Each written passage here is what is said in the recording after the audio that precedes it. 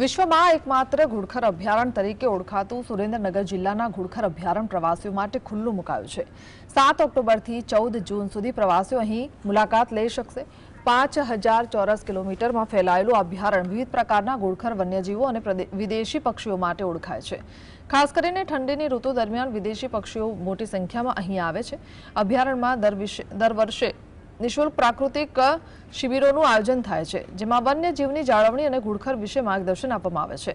ગત વર્ષે અહીં લગભગ 12,000 જેટલા પ્રવાસીઓ આવ્યા હતા અને આશરે 23 લાખની આવક નોંધાઈ હતી। ઓક્ટોબરથી પ્રવાસીઓ માટે નેશનલ પાર્કની સેન્ચ્યુરી ખુલ્લા મૂકવામાં આવેલા છે।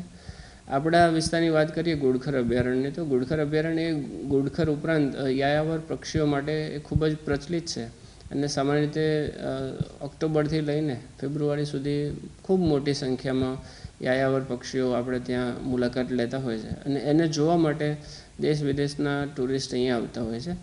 આ જે વિસ્તાર છે એમાં ખાસ કરીને રેપ્ટરનું ખૂબ આપણને પ્રજાતિઓ જોવા મળે છે, એની સંખ્યા બી ખૂબ સારી હોય છે।